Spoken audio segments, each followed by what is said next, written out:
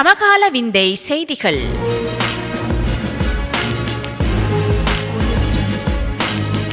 பாகம் 62.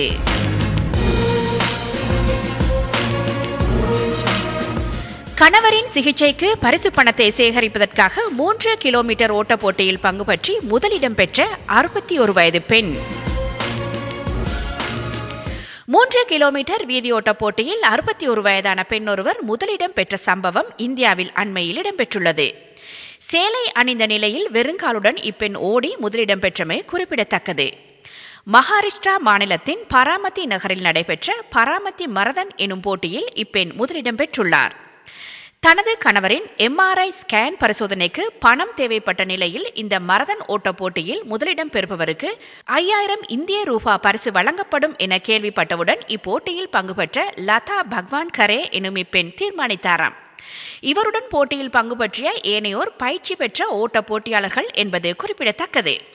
சேலையொன்றை அணிந்து கொண்டு வெறுங்காலுடன் ஓட்டக்களத்தில் வந்து நின்ற தன்னை பலரும் வித்தியாசமாக பார்த்ததாக லதா பகவான் கரே கூறுகிறார். ஆனால் போட்டி ஆரம்பித்து சில நிமிடங்களிலேயே ஒவ்வொருவராக முந்த தொடங்கினார். இறுதியில் முதலிடத்தை பெற்று பராமதி மரதன் ஓட்ட போட்டியின் அதிவேகமான நபர் என்ற பெயரையும் தட்டிக்கொண்டார் அவர். லதா பகவான் ஓட ஆரம்பித்ததையே வித்தியாசமாக பார்த்தவர்கள் அவர் முதலிடம் பெற்றதை அறிந்து பெரும் வியப்படைந்தனர். பண்ணை ஒன்றில் தொழிலாளியாக பணியாற்றுபவர் லதா பகவான். இது குறித்து லதா பகவான் கரே கூறுகையில், இதய நோயினால் பாதிக்கப்பட்டுள்ள எனது கணவருக்கு MRI ஸ்கேன் பரிசோதனை செய்ய வேண்டும் என மருத்துவர்கள் கூறியுள்ளனர். அதற்காக நாம் 15,000 ரூபாயிலிருந்து 20,000 ரூபாவை திரட்ட வேண்டும். எனது அயலவர் ஒருவர் தான் இந்த மரதன் போட்டி குறித்த தகவலை எனக்கு தெரிவித்தார். இதில் கிடைக்கும் பரிசு பணம் மூலம் எனது பிரச்சினைக்கு தீர்வு காணலாம் என மற்றொரு அயலவர் தெரிவித்தார். அதனால் நான் இப்போட்டியில் பங்கு பெற்ற தீர்மானித்தேன். எனது மகனிடம் இவ்விருப்பத்தை தெரிவித்த போது எனது வயதை கருத்தில் கொண்டு அவர் ஆச்சரியமாக பார்த்தார். இது சாத்தியமில்லாத செயல் என அவர் எண்ணினார். ஆனால் நான் உறுதியாக இருந்ததால் இறுதியில் அவர் சம்மதித்தார். போட்டியில் ஓடும்போது நான் வெற்றி பெற வேண்டும் என எனக்கு நானே கூறிக்கொண்டேன் என்றார். புல்தனா எனுமிடத்திலிருந்து 3 வருடங்களுக்கு முன் தொழில் தேடி பிம்ப்லி எனும் கிராமத்துக்கு இவரின் குடும்பம் இடம்பெயர்ந்தது. ஆனால் அங்கும் நல்ல தொழில் எதுவும் கிடைக்கவில்லை. பண்ணை ஒன்றில் பணியாற்றி 80 முதல் 100 ரூபாவை சம்பாதித்தார் இவர். இந்த ஓட்டப் போட்டிக்கு முன் தினமும் காலையில் தனது கிராமத்திலிருந்து 1 கிலோமீட்டர் தூரம் நடந்து செல்வாராம் லதா பகவான். ஆனால் ஒருபோதும் ஓடியதில்லை. நான் ஓடினால் மற்றவர்கள் ஒரு மாதிரியாக பார்ப்பார்கள், சங்கடமான கேள்விகளை கேட்பார்கள் என்கிறார் அவர். போட்டி ஏற்பாட்டாளரான சச்சின் சதாவ் கூறுகையில், பராமதி பகுதியைச் சேர்ந்தவர்களுக்காக இப்போட்டி ஏற்பாடு செய்யப்பட்டது. முதல் தடவை என்பதால் நாம் சிறிய அளவில் 4 பிரிவாக இப்போட்டியை நடத்தினோம். லதா பகவான் சிரேஷ்ட போட்டியாளர்களுக்கான பிரிவில் பங்கு பெற்றினார். இது 3 கிலோமீட்டர் தூரம் கொண்ட போட்டி. ஏனைய போட்டியாளர்கள் முழுமையான தயார் நிலையில் ஓடினார்.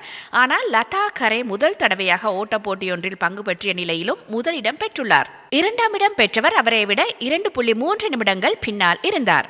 முறையான ஆடையோ பயிற்சியோ இன்றி லதா பகவான் வெற்றி பெற்று ஆச்சரியம் அளித்துள்ளார் என்றார். லதா பகவானின் மகன் சுனில் கருத்து தெரிவிக்கையில், எனது தாயார் உடற்திடமானவர் என்பது எனக்கு தெரியும். நானும் அவருக்கு துணையாக ஓட நினைத்தேன். ஆனால் முதுகில் ஏற்பட்ட வலி காரணமாக என்னால் பங்கு பெற்ற முடியவில்லை. ஆனால் போட்டிக்கு முதல் நாள் இரவு அவருக்கு காய்ச்சல் ஏற்பட்டது. அதனால் இந்த போட்டியில் பங்கு பெற்றும் திட்டத்தை மறந்து விடுமாறு கூறினேன். ஆனால் அவர் காலையில் மாத்திரை ஒன்றை அறிந்துவிட்டு என்னிடமும் கூறாமல் சென்று விட்டார். அவர் வெற்றி பெற்றதை பின்னர் தான் அறிந்தேன் என்றார்.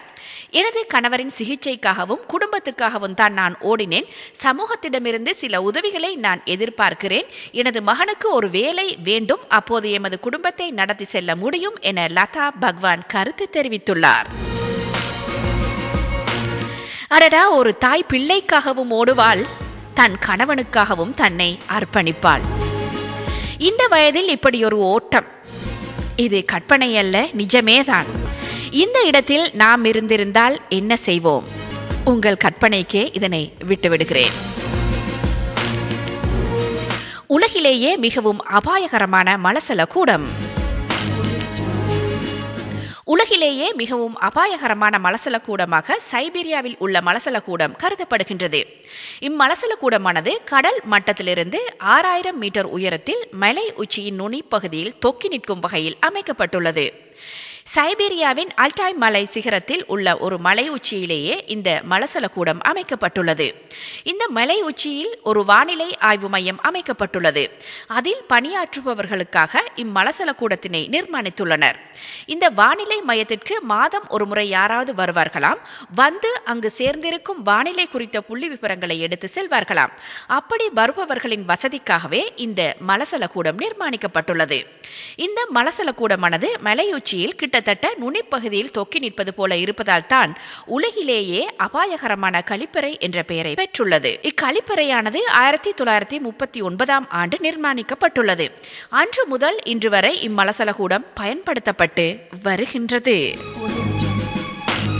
அடடா, நிலப்பரப்பு எவ்வளவோ இருக்க இப்படி தொங்கும்படியாகத்தான் இதனை அமைத்திருக்க வேண்டுமா? அபாயகரம் என்று தெரிந்தும் இன்னும் அதனை மீளமைக்காமல் இருப்பதும் அதிசயமே. 1939 ஆண்டு அமைக்கப்பட்ட கழிப்பறை இன்னும் பாவனையில் இருப்பதும் ஆச்சரியமே. மோட்டார் சைக்கிளை தலையில் சுமக்கும் இளைஞன். இந்த மனிதன் ஏதேனும் சாதனைகள் மேற்கொள்ள கிளம்பிவிட்டார் என்று நினைக்கின்றீர்களா? நிச்சயமாக இல்லை. இந்தியாவை சேர்ந்த இம்மனிதர் ஒரு மூட்டை தூக்கி வாழ்வாதாரத்துக்காக மூட்டைகளை தூக்குகின்றார். இவரை ரயில்வே மற்றும் பஸ் நிலையங்களில் காண முடியும். ஒரு சுமையை தூக்கி பஸ்ஸின் மேல்தட்டில் வைக்கின்ற போது இவருக்கு $2 பெறுமதியான பணம் கிடைக்கின்றது. இங்கு 150 கிலோ எடைக்கு குறைவில்லாத மோட்டார் சைக்கிளை தூக்கி பஸ்ஸின் மேல்தட்டில் வைக்கின்றார். பார்ப்பதற்கு கஷ்டமாக இருந்தாலும் மனிதன் வாழ்வதற்கு தனக்கு முடியாதனவற்றையும் செய்து வாழ்வை ஓட்டுகிறான். மனைவியின் நடத்தையில் சந்தேகம், குழந்தையை ஊசி ஏற்றிக் கொள்ள முயன்ற தந்தை. 2 மாத குழந்தையை ஊசிகள் மூலம் கொல்ல முயன்ற தந்தை ஒருவருக்கு சீன நீதிமன்றம் 10 ஆண்டுகள் சிறை தண்டனை விதித்துள்ளது.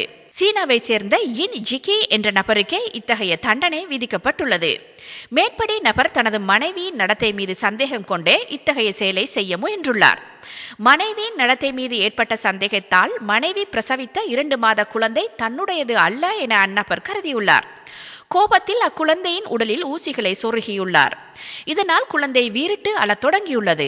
குழந்தை அழுவதற்கு கணவரே காரணம் என அறியாத அவரது மனைவி உடனடியாக குழந்தையை மருத்துவமனைக்கு கொண்டு சென்றுள்ளார். மருத்துவமனையில் குழந்தைக்கு தகுந்த சிகிச்சைகள் அளிக்கப்பட்ட போதும் மார்பு உள்ளிட்ட இடங்களில் ஊசிகள் ஆழமாக பாதித்ததால் குழந்தையின் உடல் உறுப்புகள் பாதிக்கப்பட்டிருப்பதாக வைத்தியசாலை அறிவித்துள்ளது. அதனைத் தொடர்ந்து மேற்படை நபர் கைது செய்யப்பட்டதுடன் போலீஸ் விசாரணைகளின் போது தனது குற்றத்தை ஒப்புக்கொண்டார். வழக்கை விசாரித்த நீதிமன்றம் மேற்படி நபருக்கு 10 ஆண்டுகள் சிறை தண்டனை விதித்துள்ளது. இதேவேளை DNA பரிசோதனையில் குழந்தையின் தந்தை யின் என்பது நிரூபிக்கப்பட்டுள்ளது. வாய் பேசிக்கொள்ள முடியாத குழந்தையை இந்த மாதிரி துன்புறுத்துவதென்பது மன்னிக்க முடியாத குற்றம். மனைவி மேல் உள்ள சந்தேகத்திற்கு குழந்தையை ஊசியால் குத்துவதா? இந்த மாதிரியான மன நோயாளிகளுக்கு 10 வருடம் அல்ல, ஆயுள் தண்டனையே அளித்தாலும் தகும். நின்று கொண்டே கற்கும் வகுப்பறை அறிமுகம். மாணவர்களின் உடல் ஆரோக்கியத்தை கருத்தில் கொண்டு நின்று கொண்டே படிப்பதற்கான வகுப்பறை ஒன்று ஆஸ்திரேலியாவில் அறிமுகப்படுத்தப்பட்டுள்ளது. இன்றைய காலகட்டத்தில் உடற்பருமன் உள்ளிட்ட விடயங்களால் மாணவர்கள் தினம் அல்லல் படுபவர்களாக உள்ளனர். இந்நிலையில் இவற்றிலிருந்து மாணவர்களை விடுவிப்பதற்காக இத்தகைய ஒரு முறையை ஆஸ்திரேலியா அறிமுகப்படுத்தியுள்ளது. இதயம் மற்றும் நீரழிவு நோய் ஆய்வு மைய வல்லுநர்கள் மாணவர்களின் உயரத்திற்கு ஏற்ப மாற்றிக்கொள்ளக்கூடிய வகையில் மேற்படி மேசையை வடிவமைத்துள்ளனர். மாணவர்கள் தமது தேவைக்கேற்ப நின்று கொண்டோ அல்லது அமர்ந்தபடியோ கற்கும் வகையில் இது வடிவமைக்கப்பட்டுள்ளது. இந்த சிறப்பு மேசையானது மாண்ட் ஆல்பர்ட் ஆரம்ப பள்ளியின் 6ஆம் வகுப்பு அறையில் அமைக்கப்பட்டுள்ளது. இந்த மேசை அமைக்கப்பட்டதிலிருந்து நிறைய மாணவர்கள் நின்று கொண்டே பாடம் கற்கின்றனர். மாணவர்கள் இவ்வாறு நின்றபடி கல்வி கற்பதால் அவர்களது சுகாதாரம், உடல் தகுதி, படிப்பாற்றல், நினைவு திறன் மேம்படுகிறதா என்பதை கணக்கிட விஞ்ஞானிகள் திட்டமிட்டுள்ளனர். இதற்கு முந்தைய ஆய்வுகள் மூலம் பள்ளிக்கூடங்களில் தினமும் 3/2 பங்கு காலம் அமர்ந்தபடியே இருந்ததால் நீரிழிவு நோய், இதய நோய், உடல் ஊதி பருமனாதல் போன்ற பிரச்சினைகள் வருகின்றன என்பது கண்டறியப்பட்டது குறிப்பிடத்தக்கது. இந்த புதிய திட்டத்துக்கு மாணவர்கள், பெற்றோர்கள், ஆசிரியர்கள் மத்தியில் அமோக வரவேற்பு கிடைத்துள்ளதாக மாண்ட் ஆல்பர்ட் ஆரம்ப பள்ளியின் முதல்வர் ஷரோன் ஷெட்லேக் தெரிவித்துள்ளார். உடலுக்கு பயிற்சியாகவும் அமையக்கூடிய இந்த திட்டம் வரவேற்கக்கூடியது, ஆரோக்கியமானதும் கூட. பொறுத்திருந்து பார்ப்போம் இந்த திட்டம் மாணவர்கள் மத்தியிலும் எந்த அளவுக்கு வரவேற்பை பெறுகிறது என்று. பூனைக்குட்டிகளை போத்தலில் அடைத்து நெருக்கடியை எதிர்கொண்ட பெண். பூனைக்குட்டிகள் 2 போத்தல்களில் அடைத்து தண்டனை வழங்கிய பெண்ணொருவர் நெருக்கடி நிலையை எதிர்கொண்டுள்ளார். பெண்ணொருவர் தான் வளர்த்து வந்த 2 பூனைக்குட்டிகளை செல்ல தண்டனை என்ற பெயரில் போத்தல்களில் போட்டு அடைத்துள்ளார். அதனை புகைப்படங்களாக பிடித்து முக புத்தகத்திலும் பதிவேற்றம் செய்துள்ளார். இதனை அவதானித்த சமூக ஆர்வலர்கள் அப்பெண்ணை கடுமையாக சாடியுள்ளதுடன் அப்புகைப்படங்களை முகப்புத்தகத்திலிருந்து அகற்றுமாறும் வலியுறுத்தி வருகின்றனர். தாய்வானை சேர்ந்த பெண்ணே இத்தகைய நிலையை எதிர்கொண்டுள்ளார். குறும்புக்கார பூனைக்குட்டிகளுக்கு செல்ல தண்டனை என அவர் அந்த படங்களுக்கு குறிப்பு எழுதியுள்ளமை குறிப்பிடத்தக்கது. ஆகா, இதுவும் மனநோயின் மற்றுமொரு வெளிப்பாடே. எங்கிருந்துதான் இவர்களுக்கு இந்த எண்ணமெல்லாம் தோன்றுகிறது என்பதுதான் புரியவில்லை. விவாகரத்துக்கு காரணமான முள்ளுக்கரண்டி. தனது கணவர் முள்ளுக்கரண்டியை பாவித்து பட்டாணி உண்பதில்லை என்று கூறி பெண்ணொருவர் விவாகரத்துக்கு தாக்கல் செய்துள்ளார். குவைத்தை சேர்ந்த பெண்ணொருவரை இவ்வாறு விவாகரத்துக்கு தாக்கல் செய்துள்ளார். திருமணம் முடித்து 1 கிழமையிலேயே இவ்வாறு மேற்படி பெண் விவாகரத்துக்கு தாக்கல் செய்துள்ளமை குறிப்பிடத்தக்கது. திருமணம் முடித்து 1 கிழமையிலேயே இவ்வாறு மேற்படி பெண் விவாகரத்துக்கு தாக்கல் செய்துள்ளமை குறிப்பிடத்தக்கது. தனது கணவர் பட்டாணி உண்ணும் போது முள்ளுக்கரண்டியை பயன்படுத்துவதில்லை, அதேபோல் பான் உண்ணும் போது முள்ளுக்கரண்டிக்கு பதிலாக வேறு உபகரணங்களை பயன்படுத்துகிறார் என அவர் ஊடகங்களுக்கு தெரிவித்துள்ளமை குறிப்பிடத்தக்கது. இதேபோல் மற்றொரு சம்பவமும் இடம்பெற்றுள்ளமை குறிப்பிடத்தக்கது. பற்பசையை எடுக்கும் போது அதனை முடிவிலிருந்து எடுக்காமல் நடுவிலிருந்து எடுக்குமாறு கூறி தன்னை தனது கணவர் வலியுறுத்துவதாக கூறி பெண்ணொருவர் விவாகரத்துக்கு தாக்கல் செய்துள்ளார். எங்கள் இருவருக்கும் இடையில் எப்போதும் வாக்குவாதம் ஏற்பட்டு கொண்டே இருக்கும். பற்பசையை இறுதி பகுதியிலிருந்து எடுக்குமாறு அவருக்கு நான் கூறுவேன், ஆனால் அவர் அதனை கருத்தில் கொள்வதில்லை. அவர் மிகவும் பிடிவாதமானவர் என அப்பெண் தெரிவித்துள்ளமை குறிப்பிடத்தக்கது. அடடா, என்ன இது? விவாகரத்து செய்ய முள்ளுக்கரண்டி பற்பசை காரணமா? எவ்வளவு எல்லாம் கேள்விப்பட்டிருக்கின்றோம். இது என்ன சின்ன பிள்ளைத்தனமாக இருக்கிறதே. கணவன் எதனால் சாப்பிட்டால் இந்த பெண்ணுக்கு என்ன? எப்படி பற்பசை எடுத்தால் என்ன? சிரிக்கவும் முடியவில்லை, சிந்திக்கவும் முடியவில்லை. லோத்தரில் கிடைத்த $4 கோடி பணத்தை புற்றுநோய் அறக்கட்டளைகளுக்கு வழங்கும் நபர். கனடாவை சேர்ந்த நபர் ஒருவர் தனக்கு லோத்தர் சீட்டிழப்பில் பரிசாக கிடைத்த $4 கோடி அறக்கட்டளைகளுக்கு வழங்கப் போவதாக அறிவித்துள்ளார். கனடாவின் கல்கரி பிரதேசத்தை சேர்ந்த டாம் கிறிஸ்ட் என்பவருக்கு அண்மையில் லோத்தர் சீட்டிழப்பில் $4 கோடி பரிசாக கிடைத்தது. இப்பரிசு பணத்தை புற்றுநோய்க்கான அறக்கட்டளைகளுக்கு வழங்கப் போவதாக டாம் கிறிஸ்ட் அறிவித்துள்ளார். மேற்கு கனேடிய லொத்தர் சபையிலிருந்து தனக்கு தொலைபேசி அழைப்பு கிடைத்த போது அமெரிக்காவின் கலிபோர்னியா நகரில் குடும்பத்தினருடன் கோல்ஃப் விளையாட்டில் பங்கு பெற்ற தயாராகி கொண்டிருந்தார் டாம் கிறிஸ்ட். தனக்கு பாரிய பரிசு தொகை கிடைத்ததை அவர் உடனடியாக குடும்பத்தினருக்கு தெரிவிக்கவில்லையாம்.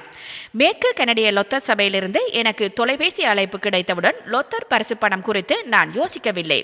நாம் திட்டமிட்டபடி எமது மதிய உணவை உட்கொண்டோம். பின்னர் கோல்ஃப் விளையாடினோம். பரிசு விடயத்தை நான் ரகசியமாக வைத்திருந்தேன். எனது பிள்ளைகளிடம் கூட நான் பல நாட்கள் இது குறித்து கூறவில்லை என டாம் கிறிஸ்ட் கூறியுள்ளார். டாம் கிறிஸ்டின் மனைவி கடந்த வருடம் தனது 57வது வயதில் புற்றுநோயினால் இறந்தமை குறிப்பிடத்தக்கது. நான் எனது 33 வருட கால மனைவியை 2 வருடங்களுக்கு முன்னர் இழந்துவிட்டேன்.